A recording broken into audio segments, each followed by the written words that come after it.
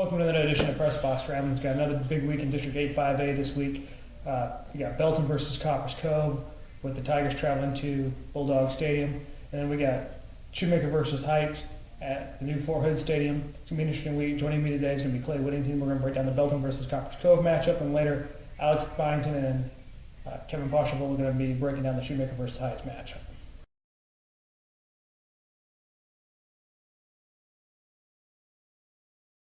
All right, joining me now is Clay. We're going to break down the Belton versus Cove matchup.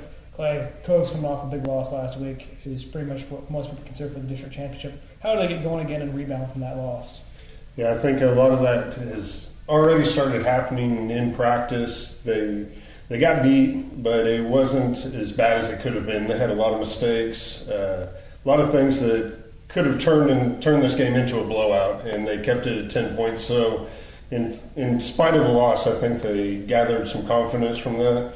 And then as far as moving forward, I think they're going to be kind of just approaching with the same mentality they have been. They're focused on this one game because they know in such a tight race here, every game is big, and there's none bigger than the next one for them right now to not only get back in the win column, but also to get some momentum going. All right, what is Jack Wills kind of expecting from Belton? What has he told you that he's looking for his team to do against this Belton squad? Yeah, well, Belton's obviously a team with kind of has its back against the wall now at 1-2 in district. If they lose this game, they fall to 1-3 with 3 games left. So that's going to be pretty hard to climb out of. So I think they're going to be scratching and clawing to win this game. And as far as Jack referred to Southern as a gunslinger, and so he's expecting trick plays, possibly fake punts, pooch kicks, onsides. He's open to all possibilities, and he's trying to get his team to be prepared for anything because, like I said, they're going to be really desperately fighting to win this game. Yeah, Belton was doing that last week too. They had an onside kick early in the game, which they recovered, but then later in the game when he wanted to do it again, he couldn't do it. Southern traditionally goes for 2 points early in the game too to try to get teams off the track. So that's a good thing to look for is if Belton can kind of try and get momentum in that game. Southern tries to pull out all those tricks and try to get things like that going. But of course, the big thing they're going to have to do is stop Bondaris King, which no one has really seemed to be doing this year. No, every week he's found a way to produce, whether it's rushing like he did last week with 200 yards and 4 touchdowns against a good Midway defense, or the week before he took a kickoff return all the way. So he can hurt you in so many different ways. He can catch passes, he can throw passes out of their wildcat formations. So he's really a threat. I don't see them containing him just because nobody else has. It's going to be probably more of a case of he'll get his and try and stop everybody else to limit the bleeding to right there. All right. End of the night, who comes out with the win? I think Cove comes out with the win at the end of the night. They've, like I said, for as bad as they played against Midway, they were able to salvage some momentum out of that game. And I think it'll carry over. They realize how big this game is as far as the standings go with so many teams bunched together.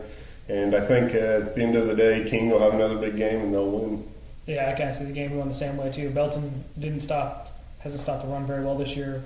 Zach Allen ran wild from the quarterback position last week. Week before that was Isaiah Count with Ellison. So I think King's probably going to have another 200-yard game. They'll end up winning by 10, 12 points. They do have the ingredients, though, that they could pull off a win against Cove because they do have such a high-scoring offense, and most teams aren't going to be able to stop Cove's offense. So the best way to beat them is to outscore them, and they do have that capability. I mean, they put up 44 last week against Temple in a shootout. So they have the ingredients, but I think at the end of the day, Cove will get it done. All right, don't forget to check out that game on khpressbox.com. We'll have live audio and a chat with all of our writers.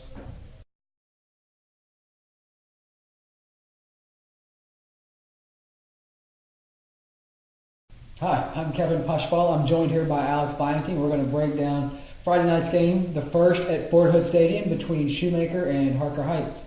First off, Alex, this Harker Heights opening has kind of been delayed for a week. I guess, what are we expecting out of the first game at Fort Hood this year? Well, it's a different atmosphere. It's obviously going to be a new opportunity, a new stadium, so there's going to be a lot of excitement there. I know there's a lot of excitement from both Fort Hood and CASD, just this new partnership. So I think it'll be a new experience for the kids. It's a nice new stadium, so, it's not quite, as glamorous, as big. But it's still a 6,500 seat stadium, on post, on Fort Hood. So I mean, there'll be a lot of excitement, I'm sure. Right. I know, ever since this idea came up, I know, Coach Rogers, the SID or the AD at Killeen ISD has kind of said that it was going to be home for Shoemaker and Ellison, and it kind of makes sense. I know, Shoemaker has to travel further to go to Leo Buckley Stadium than it would to even go to Copper's Cove. Mm-hmm. So its home games really aren't true home games, but especially with a student body that's majority military, this works out well for Shoemaker, I think. I talk about Harker Heights. They had the big win over Belton in the season opener, and they come out and just kind of get run over by Killeen last week and run over. I was at that game, and Killeen really ran the ball over Harker Heights and its vaunted defense. How are the Knights going to react?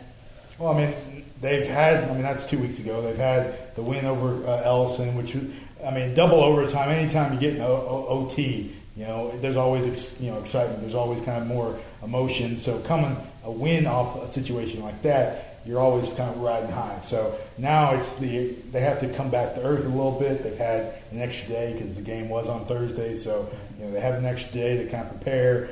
I think they probably don't want to allow what happened against Killeen, which Coach Mullins at Heights said was basically they got their heads in the clouds and they were all hyped up and they let it hang, and so they had a hangover effect. They're trying to avoid that against Shoemaker, who obviously is capable of upsetting teams, as we've seen late last year with Ellison and in years past. So I guess talk about Shoemaker and kind of what they're trying to break out of their own funk right now.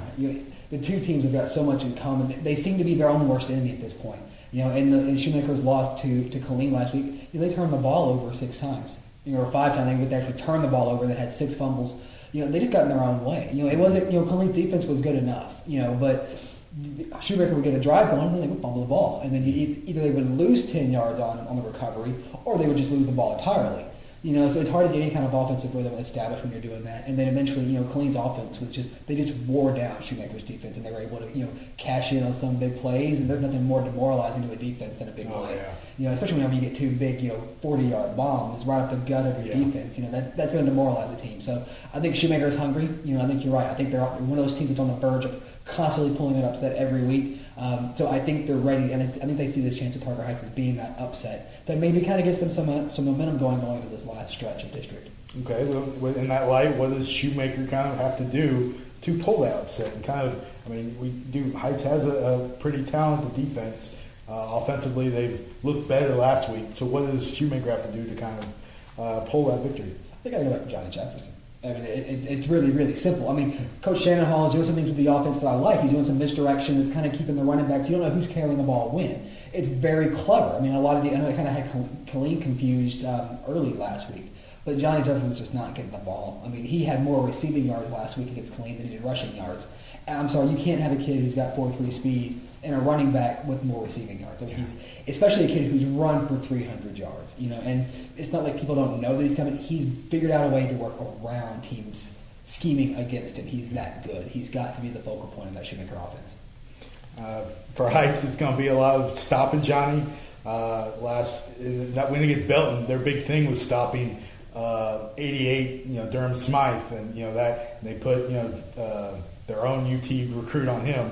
I think that's kind of what they're going to have to do, put Nashawn Hughes and shadow Johnny as much as possible. He's not a guy. Johnny's not a guy that's going to go down on first contact. He's a guy that takes hits and keeps on going. So they're going to have to do a lot of gang tackling. I think the other key for Heights is to run the ball equally as well as Shoemaker's probably going to be able to try and run the ball. So that's getting Marcus Anderson the ball. And we saw last week his first game back, 116 yards, 19 carries, but he had 12 carries of those 19 for 5 or more yards. Just moving the sticks repeatedly, plus with the addition of Terrence Goodwin, who's kind of like a speed factor, can pop outside and get 5 or 6 yards in the corner. They have a dynamic now that they hadn't had all year. So that's something Shoemaker's definitely have to be aware of.